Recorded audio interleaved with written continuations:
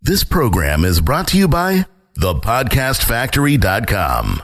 Canine Crew, it's time to just sell the damn thing. Doberman Dan is revealing his contrarian formula for getting a rush of new customers, building your business faster, and making the highest possible profits. Go to justsellthedamnthing.com to get your copy today.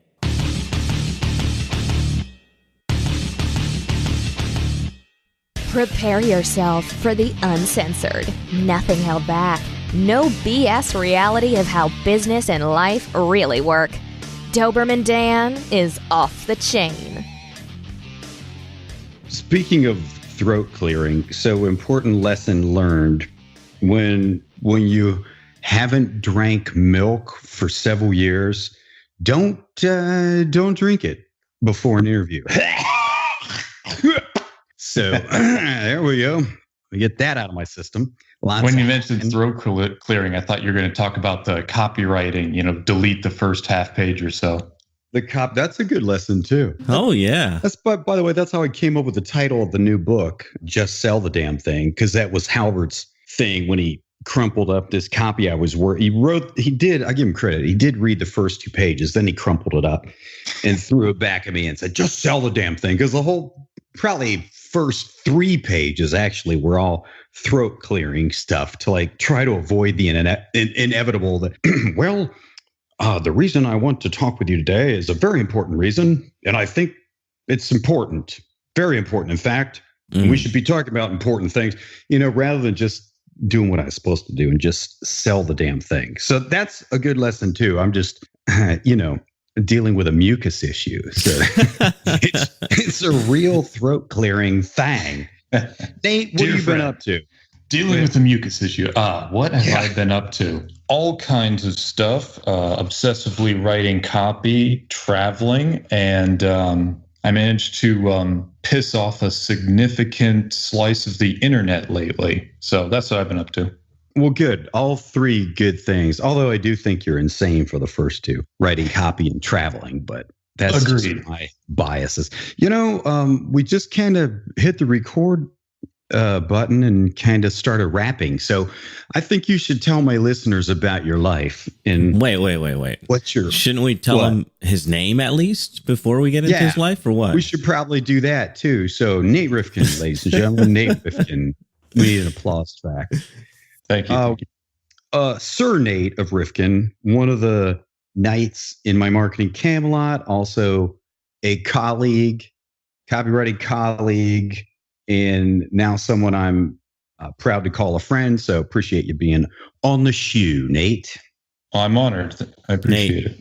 That's what you get for not sending a bio. Just so you know, you get that kind of intro. I'm doing that kind of intro for everybody. I want to avoid anything that appears normal. So a normal way to start the show would be like, welcome back, ladies and gentlemen, to another episode of Off the Chain. But, I just assume they already know that. I mean, they're listening to it. They already got the cool little music and off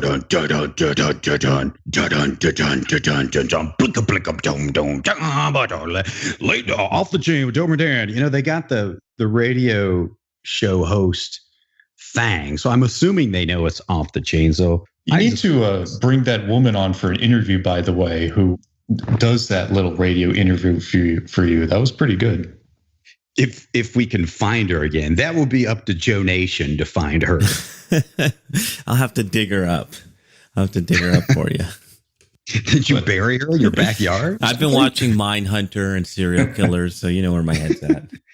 So Nate, tell everybody about your life, how you wound up certainly where you are now, doing what you are now, and then we'll talk about some cool stuff. I want to talk about especially how you pissed off half of the internet, which is pretty interesting. Okay, great. Well, about my life. First of all, in my life, I've not yet mastered the art of interview prep. So you're right. My apologies for not sending a bio. Rookie mistake on my part. And that's my hard lesson and hopefully an easy lesson for everyone listening. My bad. Sorry about that.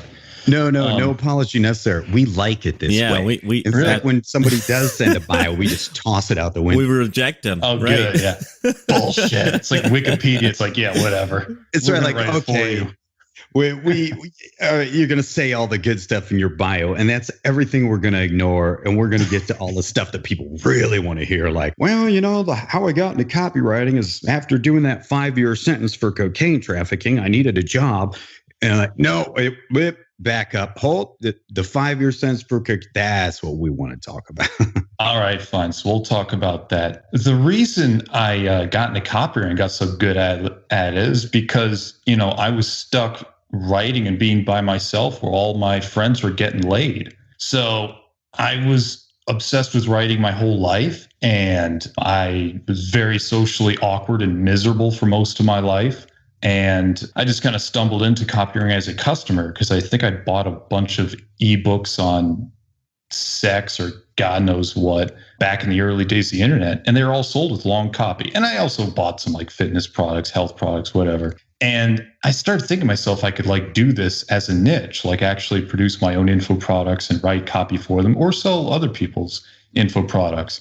And I lucked into a big breakthrough for my career because of this amazing book called Killer Orgasms. I saw it. Yeah, I saw it. Yeah. I saw an ad for it in this email newsletter, appropriately a newsletter on attracting women.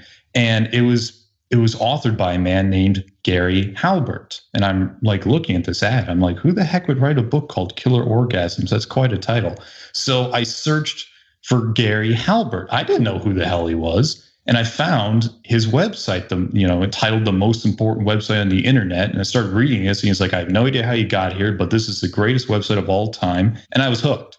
I was absolutely hooked. I was a freshman in college. My life sucked. I hated myself, but I really had a passion or a drive to build my own business and to study copywriting, direct response marketing. So this is pure gold for me, finding his website. So I started pouring through all the archives. I basically obsessively read it. I eventually dropped out of college. And this is followed by 10 years of chaotic up and downs where I was building info publishing businesses, writing my own copy, spending thousands of dollars on ads with my credit cards, and losing all the money, sometimes making all the money back, but having no clue how to manage a business. I went bankrupt. I've worked manual labor jobs, unloading trucks. I was a guy wearing a costume, spinning a sign on a street corner I did that for a couple of years. And this whole time I was testing out direct mail ideas. And this is when I joined your Marketing Camelot. And I got a lot of great advice from you, and I was getting some supplement campaigns working. And it was through you that I eventually met Joe at Agora Financial and Doug there, and they recruited me, and I packed up all my stuff in my car, quit my truck unloading job, and moved to Baltimore and helped them build out their newest nutritional supplement division. I didn't know that that's how you found Halbert. That's the first time me hearing that specific story. All I know is you stumbled across Halbert. I didn't know it was from that book. Yeah, that Killer Orgasms, man. They're a world of good. They do everything good. Which I always question his title on that. I'm like, I'm not sure that's the best title. I mean, you're kind of saying you're going to have an orgasm so strong, it's going to kill you, which, I mean, that'd be one hell of an orgasm, but, be the last orgasm you ever have. But I guess people didn't take it that way. I was the only one who thought like that. Yeah, but if you consider some spiritual philosophies, it's like the way you feel upon your death is sort of going to be your afterlife. I think that's actually a wonderful spiritual treatment he wrote there. We should all be following him. Well, I think that's a good point. I had a social studies teacher in junior high tell me this. I've never verified this. I just accepted it as truth, along with many other lies they told me in junior high. But he said the French word for orgasm was la petite mort, which means the little death. So I guess there's some sort of death analogy going on with orgasms. So maybe Killer Orgasms was a good title. Yeah. I heard that too, but it was from the movie Bride of Chucky. So equally valid sources. Oh my gosh. I'm glad we're on a good track here. I hope we're listening well. Oh, it will further degrade as we go on. Yeah. That's my gift. I can just take things from a from a level down to my mental maturity of age 14, and this turns into burping and fart noises. Race So- to the bottom. Grassroots What are you here. up to these days? Okay, so I guess we do want to transition to the pissing off the internet part, because that's probably the most up-to-date saga in my bizarre life here. So first, before we get to that, so full-time freelance copywriter, are you exclusive with Agora Financial, or do you do other client work too? Yes and no. I am just a contractor with them, so I'm no longer an employee. But on the other hand, you know how it is. They're just so freaking awesome that I'm in that situation where I just have to respectfully turn down other offers. And also, I'm building out my own nutritional supplement company, so it's just a matter of bandwidth at this point. Gotcha. So are you still sticking with the offline model for the supplements, or are you doing some online stuff too? I'm definitely doing both. There's just I think there's a lot of good opportunity with both, as long as the right channels are followed and you're not chasing bright, shiny objects. Offline, it's easy because I think all the BSOs have been shoved by the wayside. You just have to go with what's tried and true. With the internet, though, you got to have your guard up. But I am doing both. Gotcha. So you recently kind of followed Halbert's lead in using direct response copy to find somebody to date. So talk more about that. Sure. I guess that story begins shortly before I attended a Joe Polish seminar back in, I think it was 2012. It was his first I Love Marketing event, him and Dean Jackson. I was there at a bar at like 10 in the morning, getting drunk with a very good friend of mine who later became my business partner. And I was just completely shit-faced and telling him, I'm going to write an ad just like Gary Halbert did and run it to see, if I can find the woman of my dreams. And I'm just like, I know I can do this because I love copywriting so much. That's my drunk voice. I'm sober now, but I'm assuming that's what I sounded like when I was yelling this at 10 in the morning at some bar in, I forget where it was, like San Francisco or something. Anyway, It would have been fine. It was Arizona. What am I talking about? I'm totally lost. It was the West Coast. I'm sorry, what were you saying? I was going to say, it would have been fine if you would have showed up drunk today. That would you wouldn't be the first guest. Well, the fridge is like 10 feet away. So, I mean, we can't rectify this error of mine. First, I had no bio, and now I'm sober. This is pathetic. I apologize.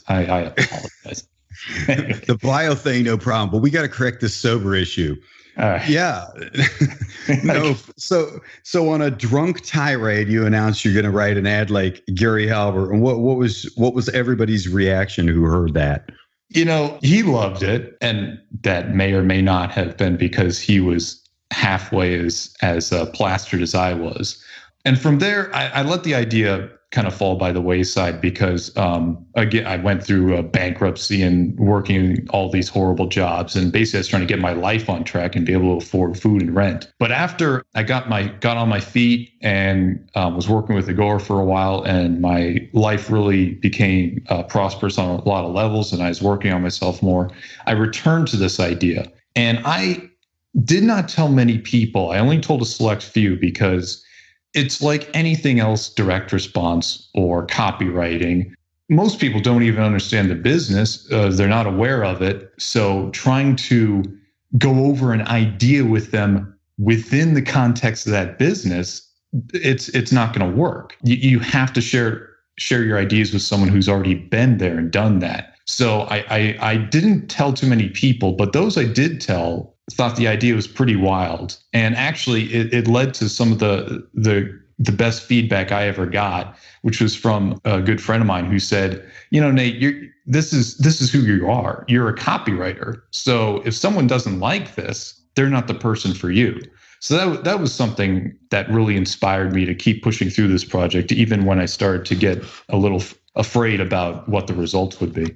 What were you afraid about specifically? Before I launched it, I can go through the whole story with you. Before I launched it, I just figured, this isn't going to work. It'll just be like, most ads copywriters write if you're working at that high level, like with media buys, cold traffic, that sort of thing. most stuff just doesn't work. You have to throw a lot of stuff at the wall and do a lot of testing to gain traction. So I figured this would be just like anything else. It's like, I'm putting in all this effort. It's not going to work. And then I thought to myself, well, I don't know. It could always backfire and not work and end up just like being made fun of. And it would just, those are just most of my fears. It was just, you know how it is, the putting yourself out there fear. That's really what was discouraging me and what I had to work through. When Halbert did this is back pre-internet. So he put it in one of the LA newspapers, I guess. And according to him, it was just a runaway success. But I'm sure he was the brunt of criticism back then. But now, I mean, multiply that by 1,000, because I mean, the only way people could criticize back then was probably to write a letter to the editor of their newspaper. And, most people, even if they wanted to, they won't make the effort to do it because people are just lazy bastards. But internet and social media has now made it so easy. If Halbert had done that today, God knows what the backlash will be. And maybe you experienced part of that. First, I guess we should back up and walk me through the steps of what you did and how you launched this. Yeah, it's sort of like a sales letter. But before we get to that, let's step back a second. I love it. Yeah. Let's do some open loops. Yeah, exactly. Okay. So here's what I did. And the timeline gets a little fuzzy because the writing process for this took a while. This was one of the hardest sales letters I've ever written in my life. I'm sorry, no, the hardest by far. Because it was really just a mirror for all, holding up to myself for all my insecurities when it comes to relationships and women and sex. It was a weird trip. So I sat down. I'm like, how do I write a sales letter advertising myself? When it comes to a product, it's a very transactional thing. But here I am basically putting myself out there as a date. So this began, I want to say, around 2015. I started just writing out drafts. And I worked on this for months and months, just in my spare time, just considering ideas.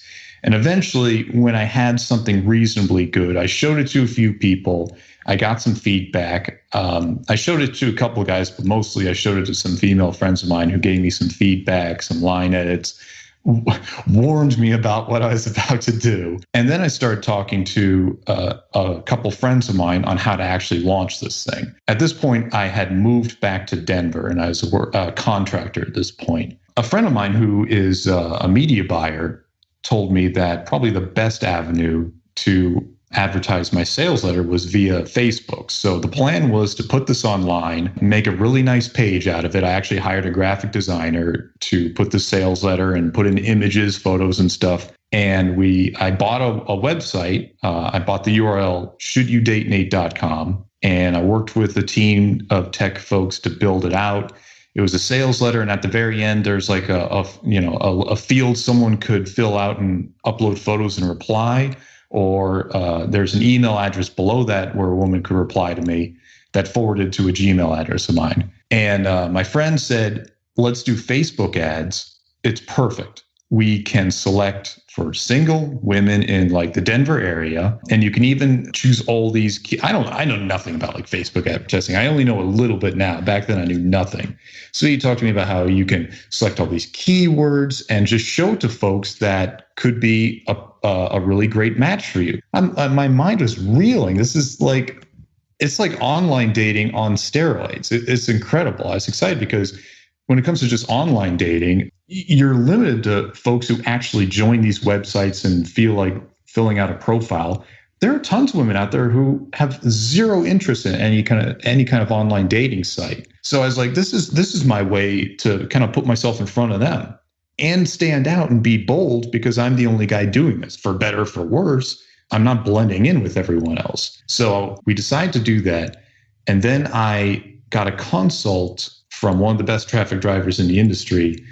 And she is a part of a digital marketer. I don't think she'll mind, Molly Pittman. And and this isn't to say whether or not she thought I was doing this was a good idea or a bad idea, but hey, she gave me some advice on how to do it. She basically said, you cannot, both her and my friend agreed, you cannot run Facebook ads straight to my page because it's just a single page. It's not Facebook compliant, even though I'm not even selling anything for money. And it might be put into like the dating category, which there might be compliance issues, which sounds stupid. But then again, we're talking about Facebook legal compliance here. So rationality kind of goes, which changes daily. So. Yeah. Yeah. Were you still going to restrict this to just the Denver area? Yes, because I figured, if I'm going to spend money on clicks, I might as well make it someone local. That was my thought behind that. Gotcha. So what happened? When did you start putting it out there, and what was the first reaction? So I started putting it out there. I think it was August of 2017. Funny the way memory works. The way I remember is it was just before that really famous eclipse, because I was meeting with a few friends of mine. We're doing a little impromptu mastermind about business, and it was like the day of the eclipse, and that was the day basically when I launched this, an ominous sign of things to come. It was kind of funny. So anyway, but real fast, I just wanted to mention, instead of just driving traffic to my page, what I did is I sent out a press release about my whole stunt, and we drove traffic to the press release page that ended up on media sites. So that's a little hack, by the way, that, take it and run with it. And anyone who wants to try this out, test driving Facebook ads to a press release page, because what could be more compliant or authoritative or a great example of persuasion than that? So there's a little interesting variation on the classic funnel that some people might get some good results out of, no matter what their niche is. So you didn't care about any media outlet picking up the press release. You just wanted to get it out there on the system so you could drive the Facebook traffic to it. Bingo. See, isn't that cool? And that's not my idea, but when I heard that, I was like, oh, that's some genius kind of social engineering there. Now, of course, it did get picked up, but I considered all that a bonus. Well, here's the other little hack. My traffic driver, he came up with a genius idea. He created another Facebook campaign where he actually targeted media companies that do publish stuff like articles, or they have a big blogging influence. And he actually targeted them and advertised the same funnel to them in the hopes that they would write about it. So I had two different campaigns going on. One was just advertising to women, and the other was advertising to companies that would write about my stunt. Now, the former, the campaign to women, was like 90% of my effort. The other was just gravy. So what happened from the ads targeting women and then from the ads targeting the media outlets? Okay. So the ads targeting women, we started, let's just say it was a Monday. I forget the exact day. At first, it was just, within a certain mile radius of women in Denver. And for the first few days, essentially, I got let's say an average of 12 responses a day. Half of them were hate mail, just saying, this is disgusting. This is the worst thing ever. You're a total loser. I can't believe you're doing this. The other half were just sincere replies, just like you'd find on a dating site if someone was, pretty into you and you sent them an email and they liked you and they replied. Really well thought out replies being like, hey, this is amazing. I can't believe you're doing this. And I can't believe I'm responding, but here I am. They'd send these pictures. And I started setting up dates with these local women. So I thought, well, this is kind of cool. And by the way, it wasn't like I was spending this huge advertising budget. These are just like dozens of clicks. I mean, this is a really small target campaign. I'm sitting there thinking to myself, this is like online dating on steroids. Instead of spending money on some stupid dating site, I'll just spend a few bucks on ads, and I'm getting way better responses and way more. I mean, this is consistent. This is every day. I mean, so it was really cool at first, and then all hell broke loose. What happened? Something very interesting. Because I was advertising on Facebook, eventually someone was going to find my campaign that didn't like it. Now, the copy itself was very, controversial, let's say. I didn't quite know which way I should go. Should I write a very nice, sappy dating profile, or should I just like put myself out there and be real and be like, hey, I'm this like former workaholic. I'm an introvert. I'm a business owner. I'm healthy. I don't do drugs. I don't want anyone who does this. I don't want this. I want that. I decided to go with the latter. And oh my God, did I go with the latter? I even brought up politics. I said, I made some crack about it's like, look, I'm a libertarian. I don't want liberals. So I started going in that direction. The funny part is it's just a few throwaway lines, but boy, the wrong people for this ad, they found it and they did not like it. And a lot of these people had large presences on Facebook. So what they would do is they would repost my ad to their groups. And then it would just exponential start generating all these reactions. So on my end, I wasn't on Facebook. I wasn't like watching what was going on, but of course I'm monitoring the messages. So I would see just this deluge of just hate mail all of a sudden appear. And then peppered within it would be nice replies being like, wow, you're getting trashed on Facebook by this group, but I actually like what you did. So hi, let me tell you about myself. Oh, no way. Yeah. And then I would know for a fact when someone would post my ad, but say something nice about it, like, hey, look at what this guy's doing. It's actually kind of cool, because the hate mail would drop, the ratio would change, and all of a sudden I would get less hate mail and more sincere replies. So I always knew when there's a big hit of publicity from someone reposting my stuff on Facebook, and I always knew what the pre-framing was based on the replies. So over the next couple days, all of a sudden these the dozen or so nice replies I received became completely outnumbered by the hundreds of messages of hate mail, anonymous hate mail from people I received from all over the country. And eventually around the world, I started receiving both good and bad replies. So this thing went viral. In the words of a marketer I met at Content and Commerce, it went stupid viral in the course of 7 days. Because remember, we're talking about just days here. It got 250,000 views. My webpage. Wow.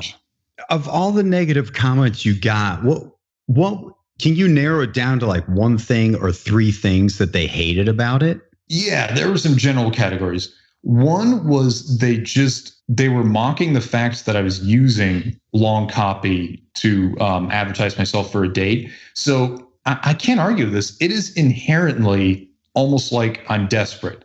So it was like cringeworthy. So they're just thinking I was just like desperate loser tool that I have to advertise for a date. And my response to that is just kind of like, well, number one, I'm not the smoothest guy in the world. Number two, hey, I'm just a marketer. I'm just trying to see if this thing would work. I mean, so it's hard to argue with that. But at the same time, I don't think they got that. I'm just like, I'm in this business. So I just want to see if it would work. And what they didn't see is that it actually did generate a ton of replies. The other categories were people who just hated my politics and they're looking for someone to go after. And by the way, I want to say this happens on all ends of the spectrum. If I had put myself out there as a super liberal person, I'm very sure I would have gotten a tremendous amount of hate mail from people on the conservative side. So it just happened that that's who I am. And so that's who I got riled up. It could work anyway. And the other people, again, had a pretty legitimate gripe. I had some lines that were like 2/3 of the way down my sales letter, basically saying, I actually modeled Halbert in saying like, look, I don't want to sound like I'm ordering off of a menu here when it comes to the kind of woman I like. But at the same time, if I don't list out anything, I'm not setting any kind of standard, something to that effect. So I said I wanted a woman with a slim waist, healthy, or something like that. Oh, you pissed off all the fatties. Okay. Your words, not mine. I just want to get that on the record. And what's interesting about that is that I believe that was a tactical mistake on my part based on the results and feedback I got. Because some of the good feedback I got was, look, Nate, you asked for photos in response. That was the right move. You put yourself out there with photos and a video, you ask for them a response, that's all you need to do. I believe that setting out any physical standards or even trying to do it in a humorous way or setting all these standards was crass And we could debate back and forth because people I've mentioned that to have told me, no, Nate, I think that was a good thing that you did that. I disagree. And the fact of the matter is it did not stop people from sending me sincere messages who were not a match for me. So it was pointless. So those are the general three categories. It's just people making fun of me, people who disagreed with my politics and calling me out for that, and people who thought I was being crass and kind of a pig and calling me out for that. Okay. So the real question inquiring minds want to know is, did you find the one? Oh, that was getting interesting, wasn't it, K9 Crew? You know how we do around here. We have to split this because we have a limited amount of bandwidth each week. So we will be back with Nate Rifkin, and he's going to tell us whether or not his ad helped him find the one. See you next time. K9 Crew, before you run off, I want to remind you, Doberman Dan has set up an off-the-chain hotline. Call in, tell us you love us. It's even better if you tell us you hate us. It doesn't matter what you say. All you have to do is call in, leave a message. The number is 321-424-6043. Again, off-the-chain hotline, 321-424-6043. This is thepodcastfactory.com.